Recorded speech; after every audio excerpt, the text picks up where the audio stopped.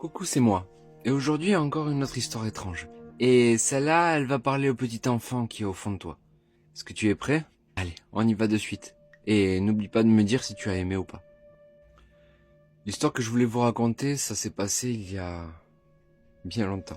On était à l'école primaire et notre instituteur est tombé malade.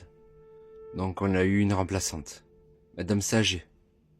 C'était une femme jeune d'une trentaine d'années, mais qui avait l'air dans son comportement beaucoup plus âgé.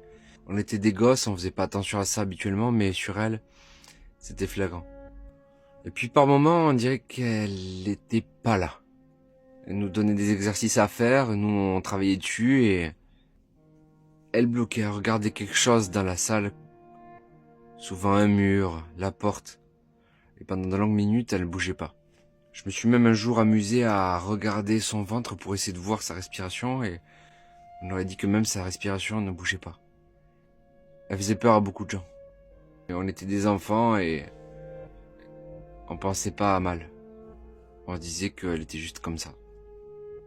C'est une après-midi où il se passait quelque chose de vraiment très très étrange, que tout le monde a flippé et ça a été un calvaire pour beaucoup d'entre nous. Mickey, c'était un copain à nous de notre classe qui faisait tout le temps n'importe quoi. Il demandait d'aller aux toilettes juste pour se dégourdir les jambes. Il arrivait souvent en retard. Il s'amusait à balancer des trucs par la fenêtre pour rigoler. Bref, on en a toujours eu un dans la classe comme ça. Le mec pour qui l'école c'est pas son truc. Et qu'il fait sentir à tout le monde. Moi j'étais sur le côté. Juste à côté des fenêtres. Et pendant ce cours-là avec Madame Saget, je regarde par la fenêtre et je vois Mickey en train de faire le débile dehors. Monter sur les bancs, montrer ses fesses à tout le monde et... Il savait très bien que je le voyais, je me suis mis à rigoler et plusieurs de mes amis qui étaient contre la fenêtre ont commencé à rigoler aussi. Madame Saget a demandé le silence, qu'on se retire des fenêtres. Et tout d'un coup, elle s'est figée. Elle ne bougeait plus. On la regardait, elle avait ce regard sur nous vide qui nous effrayait au plus haut point. On savait pas quoi faire, on ne bougeait plus du tout. Je me souviens qu'Émilie, une copine à nous, elle était là et lui a demandé « Madame, ça va ?» Madame Saget ne répondait pas.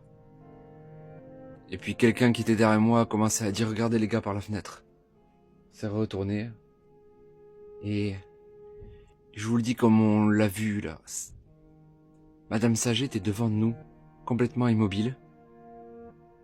Mais elle était aussi en bas, en train d'engueuler Mickey. Elle était aux deux endroits en même temps. Personne n'en revenait. C'était pas possible. Je me suis levé, je me suis approché de Madame Saget, et quand j'ai voulu la toucher, j'ai perdu connaissance. Je me suis réveillé quelques minutes plus tard à l'infirmerie. Mes parents étaient venus me chercher, et ils m'ont demandé ce qui s'était passé. J'ai pas osé le dire. Le lendemain, quand je suis revenu en classe, il manquait les moitiés des élèves. Mickey était toujours pas là, et certains qui étaient là, ils voulaient pas parler. Intoxication alimentaire, ils nous ont dit.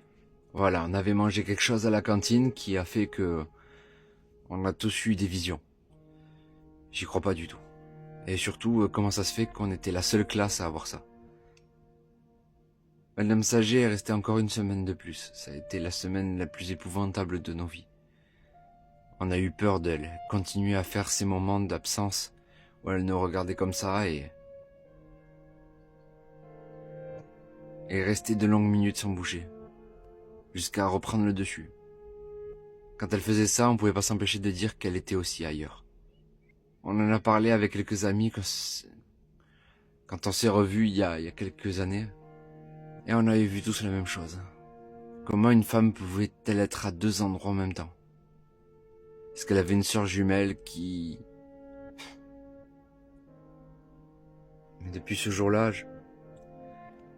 je crois qu'il y a des gens qui ont des capacités un peu... qui sortent de l'ordinaire.